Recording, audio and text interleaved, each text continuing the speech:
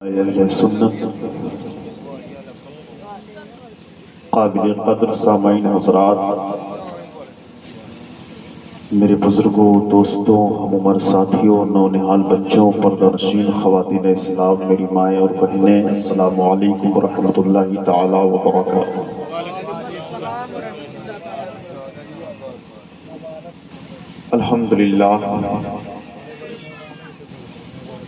الحمدللہ رب العالمین والعاقبۃ للمتقین والصلاة والسلام علی من کان نبیا وآدم بین الماء والطین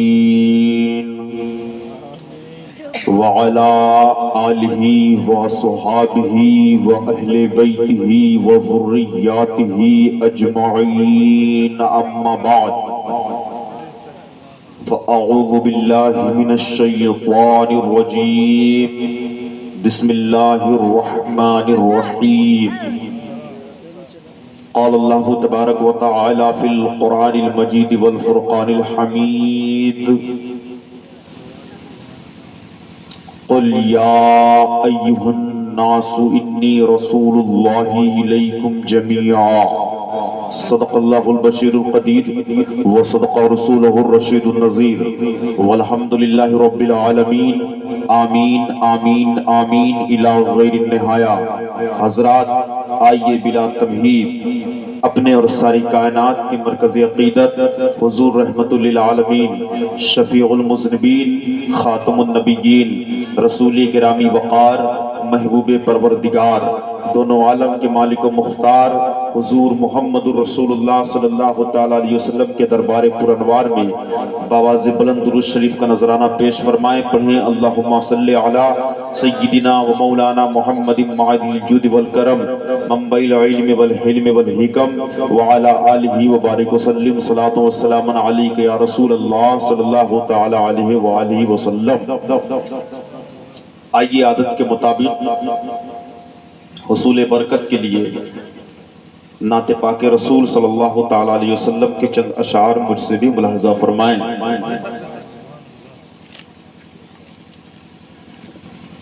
دل ہے بے قرار آقا، دل ہے بے قرار، دل ہے بے قرار آقا، دل ہے بے قرار۔ بیس بالکل زیرو کر دیجئے۔ دیکھنے کو طیبہ کی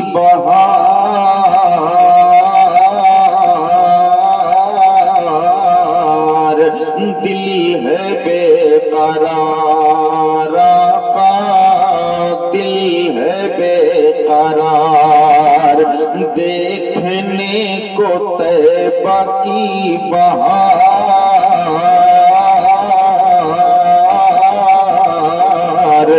دل ہے بے قرار آقا، دل ہے بے قرار۔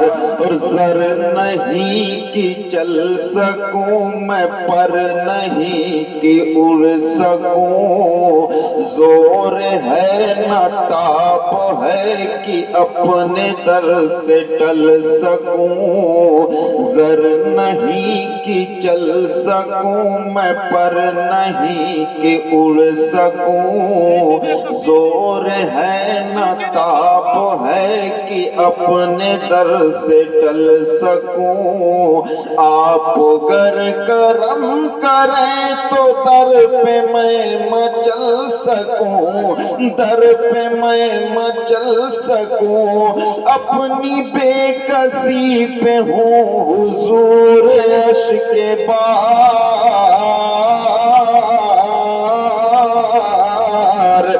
دل ہے بے قرار آقا، دل ہے بے قرار۔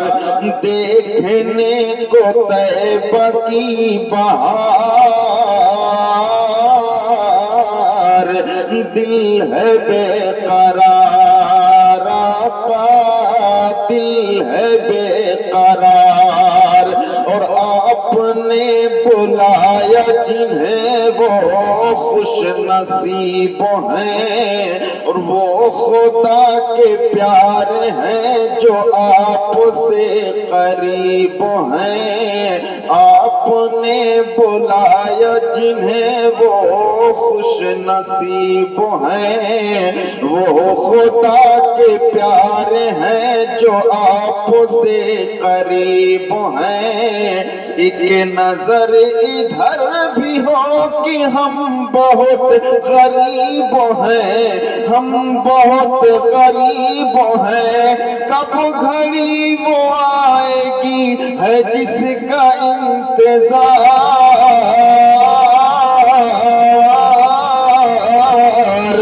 دل ہے بے قرار آقا دل ہے بے قرار، دیکھنے کو طیبہ کی بہار،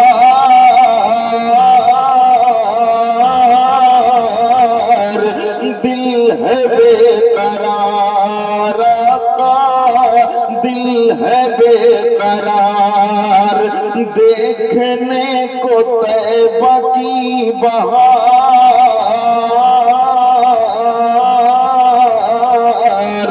دل ہے بے قرار آقا دل ہے بے قرار۔ صبح طیبہ میں ہوئی بنتا ہے بارہ نور کا، صدقہ لینے نور کا آیا ہے تارا نور کا، باغ طیبہ میں سہانا پھول پھولا نور کا، مست وہ ہے بلبلیں پڑھتی ہیں کلمہ نور کا، میں گدا تو بادشاہ بھر دے پیالہ نور کا، نور دن دونا تیرا دے ڈال صدقہ نور کا، نور کی سرکار سے پایا گوشالہ نور کا، او مبارک تم کو ذوالنورین جوڑا نور کا، اے رضا یہ احمد نوری کا فیض نور ہے، ہو گئی میری غزل پڑھ کر قصیدہ نور کا، درود پاک پڑھیں صلی اللہ علیہ وسلم۔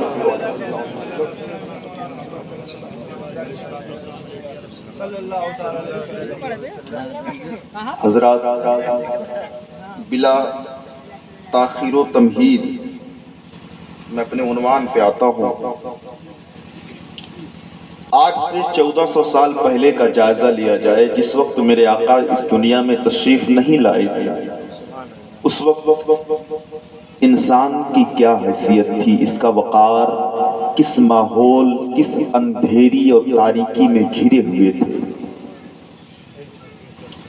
1400 سال پہلے کا جائزہ لیا جائے تو اس وقت بھی دنیا میں انسانوں کی کمی نہیں تھی، دنیا کے گوشے گوشے میں ابن آدم پائے جا رہے تھے، کوئی بھی ایسا خطہ اور چپا نہیں تھا کہ جہاں پر یہ انسان آباد نہ ہو۔ یہ انسان اپنے معبود حقیقی کی عبادت کرنے کے بجائے جب سویرے سویرے اگتے ہوئے سورج کو دیکھتا، اس کی شعاؤں پر نظر ڈالتا تو اپنی پیشانی کو جھکا دیتا، پھر جب سورج ڈوب جاتا، رات کی تاریکی میں چاند کی چاندنی پھیلتی تو یہ انسان کہتا ہے چاند تو میرا معبود ہے۔ جب یہ سمندر کے کنارے سمندر کی لہروں کو دیکھتا تو کہتا تو میرا معبود ہے۔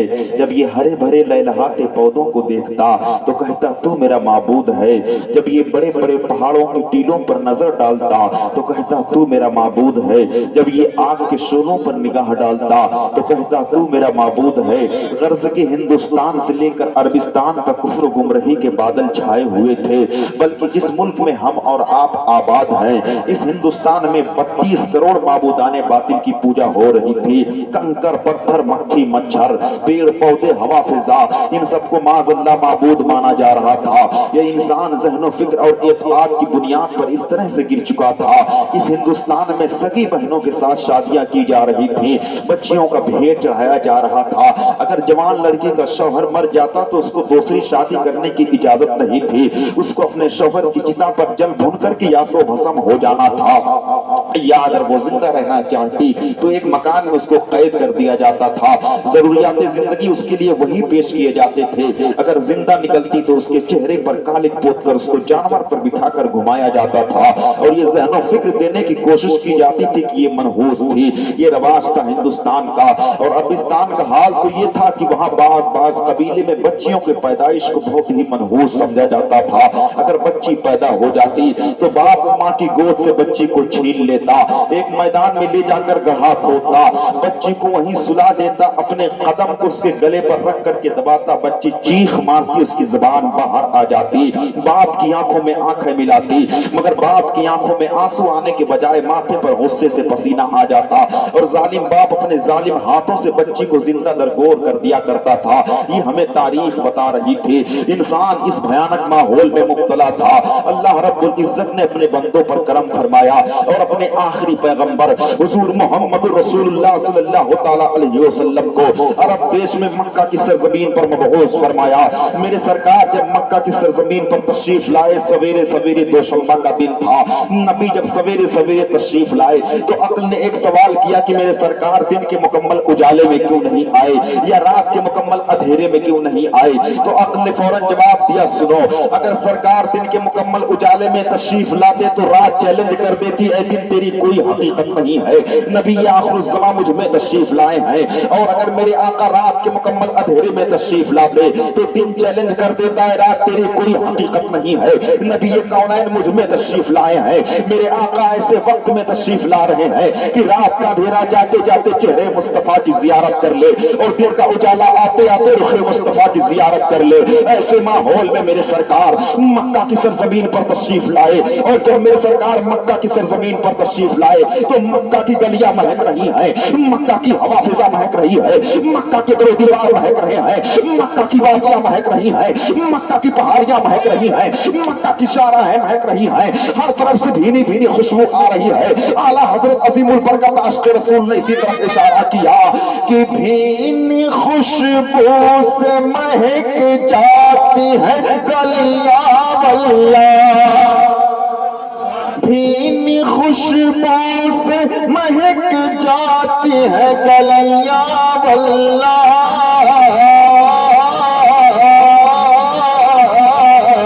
और कैसे फूलों में बसाए हैं तुम्हारे गेसू, तुम्हारे गेसू। अल्लाहु अकबर। नबी कौनैन सवेरे सवेरे तशरीफ लाए हैं। जब सरदाराने मक्का सो करके उठते हैं, हरम शरीफ के सामने आकर इकट्ठा होते हैं तो आपस में बातचीत शुरू हो जाती है। कोई कह रहा है कि मेरा मकान महक रहा है, कोई कह रहा है कि मेरे घर पर बूढ़ा बाप था बिना दवा के अच्छा हो गया है, कोई कह रहा था कि मेरे जानवरों के ठंड खुश्क हो गए थे, दूध से भरे हुए दिखाई दे रहे हैं, कोई कह रहा था कि मेरे बाग में बिन मौसम के फल लगे दिखाई दे रहे हैं। बड़े अच्छे अंदाज से कहा बेकल बलरामपुरी ने कि आज ललन हाशिम के आए धरती भय उजियारी, आज ललन हाशिम के आए धरती भय उजियारी। और बिन मौसम के फल गई बगिया, फूलवन सज गई डारी, डोले खुलद गई मस्त प्यारिया। चंद्रमा लुटा बेला, चंद्रमा लुटा बेला। अल्लाह अकबर। सरदाराने मक्का हरम शरीफ के सामने यही बातचीत कर रहे हैं। इतने में एक सरदार खाने काबा के अंदर से बाहर आया। उसने पूछा, है सरदाराने मक्का ये इज्तिमा कैसा है, ये भीड़ भाड़ कैसी है? तो उन लोगों ने कहा क्या तुम्हें मालूम नहीं हो रहा है? आज देखो तो हर तरफ से भीनी भीनी खुशबू आ रही है, हर तरफ देखो तो हर तरफ बाग हरियाली नजर आ रही है, पत्तों पर दरख्तों पर भी मौसम के फल लगे दिखाई दे رہے ہیں کہ اندازہ تمہیں نہیں لگ رہا ہے، یہ انقلاب تمہیں محسوس نہیں ہو رہا ہے؟ اس نے کہا کہ تم لوگوں نے تو یہی دیکھا ہے، میں نے جو دیکھا اگر بتاؤں گا تو تعجب کرو گے۔ سرداران مکہ نے پوچھا کہ تم نے کیا دیکھا ہے؟ اس نے کہا کہ ابھی میں نے خانہ کعبہ کا طواف کیا، جب میں نے طواف مکمل کیا اور چلنے کا ارادہ کیا تو کیا دیکھتا ہوں، سردار قریش عبد المطلب اپنی گود میں ایک بڑا حسین و جمیل بچہ لے کر آ رہے ہیں۔ وہ اتنا حسین و جمیل بچہ تھا، وہ اتنا خوبصورت بچہ تھا کہ میرا دعویٰ ہے مکہ کی سرزمین پر کسی خاندان میں کسی قبیلے میں اتنا عظیم الشان بچہ پیدا نہیں ہوا۔ وہ اتنا خوبصورت بچہ تھا کہ سردار قریش عبد المطلب اس بچے کو لے کر جو کعبہ کی طرف بڑھتے رہے، میں مڑ مڑ کر پیچھے دیکھتا رہا۔ جب وہ کعبہ کے قریب پہنچے ہیں تو میری نگاہ فیصلہ کر سکی کہ عبد المطلب کعبہ کی طرف بڑھے چلے جا رہے ہیں یا کعبہ ان کی طرف جھکا چلا آ رہا ہے۔ میری نگاہوں نے دیکھا ہے کہ محراب کعبہ جھک گئی ہے۔ جب سردار قریش عبد المطلب اس بچے کو لے کر کعبہ کے قریب پہنچے ہیں، میرے امام نے اسی طرف اشارہ کیا کہ جس کے سجدے کو محراب کعبہ جھکی، ان بھاؤں کی لطافت پہ لاکھوں سلام، لاکھوں سلام۔ اللہ اکبر۔ سرداران مکہ کہتے ہیں کہ ذرا ہم بھی تو دیکھیں کہ سردار قریش عبد المطلب کی گود میں کتنا حسین و جمیل بچہ ہے۔ اب یہ سارے سردار خانہ کعبہ کے پاس جا رہے ہیں، میرے نبی کے دادا جان حضرت عبد المطلب میرے آقا کو گود میں لیے ہوئے ہیں۔ سرداران مکہ پہنچے تو ان لوگوں نے کہا اے سردار قریش، ہم نے سنا ہے کہ آپ کے پاس بڑا حسین و جمیل بچہ ہے، ہم اس کی زیارت کرنا چاہتے ہیں، خدا کی قسم قربان جاؤ اپنے نبی کی عظمت پر، میرے مصطفیٰ نبی کونین کی شان پر۔ حضرت عبد المطلب نے جیسے ہی چادر کو ہٹایا، سرداران مکہ کی نگاہ چہرے پر پڑی تو اعلیٰ حضرت کی اعلیٰ حضرت عظیم البرکت کی زبان میں وہ اس طرح بول پڑے، وہ کمال حسن حضور ہے کہ گمان نقص جہاں نہیں، یہی پھول خان سے دور ہے، یہی شمع ہے کہ دھواں نہیں۔ اور پیارے حسن مصطفیٰ کی بات چل گئی ہے تو پر بتاتا چلو، حضرت ابو ہریرہ فرماتے ہیں نبی کونین کے چہرے کے بارے میں کأن الشمس تجری فی وجہہ، ایسا لگتا تھا نبی کے چہرے کو دیکھ کر جیسے مصطفیٰ کے چہرے میں چاند تیر رہا ہو۔ اللہ اکبر۔ آؤ حضرت جبریل سے پوچھتے ہیں جنہوں نے سارے اولین و آخرین کو دیکھا ہے، حضرت آدم کو بھی دیکھا ہے، حضرت نوح کو بھی دیکھا ہے، حضرت شیش کو بھی دیکھا ہے، حضرت یحییٰ کو بھی دیکھا ہے، حضرت زکریا کو بھی دیکھا ہے، حضرت ہود کو بھی دیکھا ہے، حضرت صالح کو بھی دیکھا ہے، حضرت لوط کو بھی دیکھا ہے، حضرت موسیٰ کو بھی دیکھا ہے، حضرت عیسیٰ کو بھی دیکھا ہے، حضرت یعقوب کو بھی دیکھا ہے، حضرت ابراہیم کو بھی دیکھا ہے، حضرت اسماعیل کو بھی دیکھا ہے، حضرت یوسف کو بھی دیکھا ہے، جنہوں نے سارے اولین و آخرین کو دیکھا ہے۔ آؤ حضرت جبریل کی بارگاہ میں حاضری دی جائے اور عرض کیا جائے اے سید الملائکہ آپ بتائیں کہ آپ نے میرے سرکار کی طرح کسی کو پایا کہ نہیں؟ تو حضرت جبریل اپنی زبان میں فرماتے ہیں قلبت الارض مشارقها ومغاربها فلم ارى مثل محمد، میں نے روئے زمین کے چپے چپے کو چھان ڈالا ہے، خطے خطے کو دیکھ لیا ہے، لیکن محمد کی طرح کسی کو نہیں پایا۔ ارے قربان جاؤ اعلیٰ حضرت عظیم البرکت حلیم الطبیعت رفیع المرتبت پر انہوں نے اسی طرف اشارہ کیا، یہی بولے سدرا والے جملے جہاں کے پالے سبھی بھائی نے چھان ڈالے، تیرے پائے کا نہ پایا، تجھے یک نہ یک بنایا، تجھے ہمدائے ہمایا، تجھے ہمدائے ہمایا۔ نعرے تکبیر، نعرے رسالت، مفتی شاہبان صاحب قبلہ، نعرے تکبیر، نعرے رسالت۔ اللہ اکبر۔ کس نبی کی سیرت سن رہے ہیں آپ؟ ذرا ان سے بھی نبی کی سیرت پوچھ لیجئے جو کتابوں میں لکھ گئے کہ میرے آقا کو دیوار کے پیچھے کا علم ہے۔ میں کہتا ہوں پیارے بریلویوں کے ساتھ بیٹھ، میلاد مصطفیٰ کو شرک کہنے والے میلاد میں 5 منٹ بیٹھ، آئے گا جب تو میلاد میں تو تیرے سینے میں نبی کا کینہ ہوگا، پر جب میلاد سے جائے گا تو تیرے سینے میں نبی کا مدینہ ہوگا۔ اشرف علی تھانوی سے حضرت کسی نے پوچھا کہ نبی کی شان میں کچھ حدیث بیان کر دیا، تو ان کا جو سب سے بڑا مولانا ہے وہ کہتا ہے شان بیان کرنے کے لیے روایات کا یاد ہونا ضروری ہے، اور مجھ کو نبی کی شان میں ایک بھی حدیث یاد نہیں ہے معاذ اللہ۔ ان کا جو سب سے بڑا مولانا ہے وہ یہ کہتا ہے کہ مجھے نبی کی شان میں ایک بھی حدیث نہیں یاد ہے۔ میں کہتا ہوں پیارے تو ہمارے بڑوں کی بات بعد میں کرنا، اس سرزمین سے، بھورا باری کی سرزمین سے ایک 10 سال کے بچے کو اٹھا اور اس بچے سے پوچھ تیرے نبی کی شان کیا ہے، تو خدا کی قسم یہ میلاد پڑھنے والا 10 سال کا بچہ دونوں ہاتھوں کو فضا میں بلند کر کے کہے گا میرے نبی کی شان جاننا چاہتا ہے تو سن، میرے نبی کی شان یہ ہے کہ سب سے اولا و اعلیٰ ہمارا نبی، سب سے بالا و بالا ہمارا نبی، خلق سے اولیاء، اولیاء سے رسول اور رسولوں سے اعلیٰ ہمارا نبی، سارے اونچوں میں اونچا، سمجھیے جسے ہے اس اونچے سے اونچا ہمارا نبی۔ میلاد پڑھنے والے ایک بچے کو اٹھا، پوچھ تیرے نبی کی شان کیا ہے۔ یہ بچہ فضا میں ہوا میں آواز کو بلند کر کے ہاتھوں کو لہرا کر کہے گا زمین و زمان تمہارے لیے، مکین و مکا تمہارے لیے، چنین و چنا تمہارے لیے، بنے تو جہاں تمہارے لیے، دہن میں زباں تمہارے لیے، بدن میں ہے جا تمہارے لیے، ہمارے یہاں تمہارے لیے، اٹھے بھی وہاں تمہارے لیے، خلق زمین و زمان تمہارے لیے، ہمارے یہاں تمہارے لیے، اٹھے بھی وہاں تمہارے لیے، کلیم و نجی مسیح و صفی سبھی سے کہیں نہ بنی یہ بے خبری کہ خلق پھری کہاں سے کہاں تمہارے لیے، صبح وہ چلے کہ باغ پھلے، وہ پھول کھلے کہ دن ہو بھلے، لوا کے تلے سنا میں کھلے رضا کی زبان تمہارے۔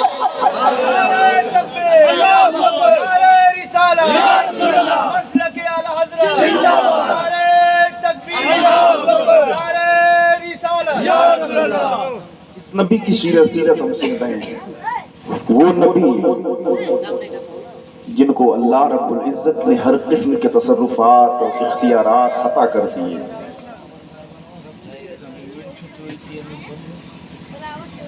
ایک ایسی روایت بتاؤ،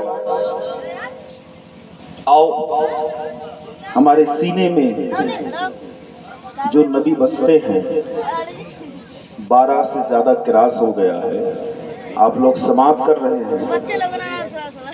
حضور نبی کونین کی بارگاہ میں یہ گنہگار دعا کرتا ہے مولا یہاں جتنے لوگ حاضر ہیں ہم میں سے کسی کو اس وقت تک موت نہ آئے جب تک کہ گنبد خضرا کی زیارت نہ ہو۔ آؤ اب اپنے نبی کی شان سنو۔ میرے آقا کی پیدائش ہوئی، حضرت جبریل وہ ہیں جنہوں نے سارے نبی کو دیکھا ہے اور سب کی عظمت جانتے ہیں۔ حضور کی پیدائش ہوئی، انہوں نے میرے سرکار کو اٹھا لیا، ایک ترازو لگوایا۔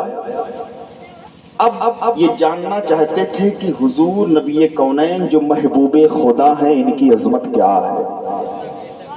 ایک پلے میں میرے آقا کو رکھا، دوسرے پلے میں ایک دوسرے انسان کو، پھر بھی میرے نبی کا پلہ بھاری تھا۔ حضرت جبریل نے ایک پلے میں سرکار ہے، دوسرے پلے میں 10 لوگوں کو رکھ دیا۔ کس کا پلہ بھاری؟ پھر بھی نبی کا پلہ بھاری۔ حضرت جبریل نے فرشتوں سے کہا ایسا ہے سینکڑوں لوگوں کو ایک پلے میں رکھ دو، اور ایک پلے میں محمد مصطفیٰ صلی اللہ علیہ وسلم۔ سینکڑوں لوگوں کو رکھ دیا گیا، پھر بھی نبی کا پلہ بھاری تھا۔ 1000 لوگوں کو رکھ دیا گیا، نبی کا پلہ بھاری ہے۔ کروڑوں لوگوں کو رکھ دیا گیا، نبی کا پلہ بھاری ہے۔ جبریل نے کہا ایسا ہے زمین بھی رکھ دو اسی پلے میں۔ ایک پلے میں زمین بھی رکھ دی گئی ہے اور دوسرے پلے میں تنہا میرے آقا ہیں، پھر بھی میرے مصطفیٰ کا پلہ بھاری پڑ رہا ہے۔ حضرت جبریل کہتے ہیں آسمان کو رکھ دو، آسمان کو بھی رکھ دیا گیا، پھر بھی نبی کا پلہ بھاری ہے۔ شجر و حجر رکھ دیے گئے، نبی کا پلہ بھاری ہے۔ بحر و بر رکھ دیے گئے، نبی کا پلہ بھاری ہے۔ نباتات و جماعتات رکھ دیے گئے، نبی کا پلہ بھاری ہے۔ انسان و حیوانات رکھ دیے گئے، نبی کا پلہ بھاری ہے۔ فرشتے اور انبیاء رکھ دیے گئے، پھر بھی نبی کا پلہ بھاری ہے۔ عرش و کرسی کو بھی رکھ دیا گیا، پھر بھی نبی کا پلہ بھاری۔ جبریل امین نے فرشتوں سے کہا اے فرشتوں ٹھہر جاؤ، ارے خدا کی قسم اگر ایک پلے میں ساری کائنات رکھ دی جائے اور دوسرے پلے میں تنہا مصطفیٰ ہو، پھر بھی مصطفیٰ کا پلہ سب پر بھاری پڑ جائے گا۔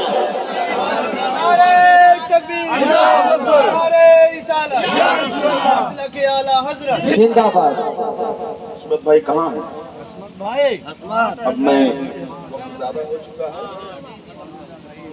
کے مد نظر رکھتے ہوئے اپنے گفتگو ختم کرتا ہوں. شادی کے موقع پہ اس محفل پاک کا انعقاد ہوا.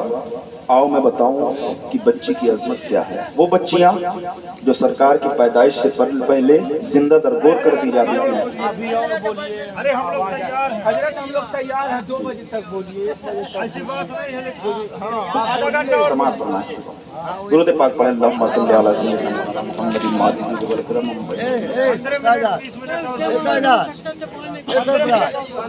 سرکار فرماتے ہیں سترم من النار حجابم من النار. کل میدان محشر قائم ہوگا. غور سے سماعت فرمائیں. ایک بچی کی عظمت کیا ہے میں آپ کو بتاتا چلوں. اللہ کے حبیب صلی اللہ تعالیٰ علیہ وسلم سے حضرت عائشہ صدیقہ رضی اللہ تعالیٰ عنہا نے پوچھا تھا یا رسول اللہ کل قیامت کا میدان قائم ہوگا, ہولناک منظر ہوگا, لوگ پسینے میں شرابور ہوں گے, یا رسول اللہ ان کی بخشش کون کرائے گا؟ میرے آقا فرماتے ہیں جس کے پاس بچی ہو وہ بچی قیامت کے دن اپنے ماں باپ کی مغفرت کرائے گی. پھر حضرت عائشہ نے پوچھا یا رسول اللہ اگر کسی کے 2 بچیاں ہوں تو میرے آقا فرماتے ہیں وہ 2 بچیاں ماں باپ کی مغفرت فرمائیں گی. پھر حضرت عائشہ صدیقہ پوچھتے ہیں آقا یہ بتائیں اگر کسی کے پاس 3 بچیاں ہوں, میرے آقا فرماتے ہیں جس کو پروردگار عالم نے 3 بچیاں دے دیا تو وہ سمجھے کہ خدا اس سے خوش ہے, راضی ہے. آپ پیارے میں بتاؤں بچیوں کی عظمت کیا ہے. کل قیامت کا میدان قائم ہوگا. 2 فہرست 2 جماعتیں لگیں گی. ایک لائن میں جہنمی کھڑے کیے جائیں گے, دوسری لائن میں جنتی کھڑے کیے جائیں گے. جب جہنمی جنتیوں کے پاس جنتی جہنمیوں کے پاس سے گزرنے لگے گا تو جہنمی جنتی کا ہاتھ پکڑ لے گا, کہے گا ٹھہر جاؤ مجھے پہچانتے ہو؟ وہ کہے گا ہاں پہچانتا ہوں. کہو کیا بات ہے؟ وہ کہے گا میں تیرا رشتہ دار تھا, میں تیرا باپ ہوں, میں تیرا بھائی ہوں, تو میری بہن تھی, تو میری بیٹی تھی, آج تو جنتی قرار دے دی گئی ہے اور میں اپنے اعمال کی بنیاد پر اب جہنمی قرار دے دیا گیا ہوں. خدا کے قہر و غضب کا سوال مجھ پر ہو گیا ہے. تو جنت میں جا رہی ہے اور میں جہنم کی طرف جانے والا ہوں. تو جنت میں جا رہی ہے, میں تیرا ہاتھ پکڑا ہوں, میرے لیے رب کی بارگاہ میں دعا کرو. خدا کی قسم وہ جنتی بندی بچی ٹھہر جائے گی, رب کی بارگاہ میں عرض کرے گی اے میرے مولا یہ میرا بھائی ہے, یہ میرا باپ ہے, اس نے دنیا میں میری پرورش کی تھی, اس نے دنیا میں میری ضرورتیں پوری کی تھی, یہ مجھ سے اس کا بدلہ مانگ رہا ہے. خدا کی قسم قربان جو نبی کونین پر میرے آقا فرماتے ہیں رب تبارک و تعالیٰ ارشاد فرمائے گا اے میری بندی اس کا بھی ہاتھ پکڑ لے جنت میں لے کر داخل ہو جائے.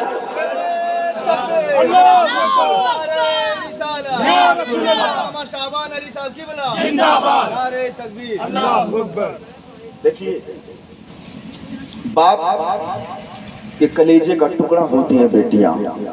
ہم نے دیکھا ہے جب شادی ہوتی ہے ماں بھی روتی ہے, بھائی بھی روتا ہے. جو بچپن میں کھیلنے کودنے کے لیے ایک دوسرے سے لڑائی کر لیا کرتے تھے, لیکن جب شادی کے وقت رخصتی ہوتی ہے تو بھائی بھی روتا ہے.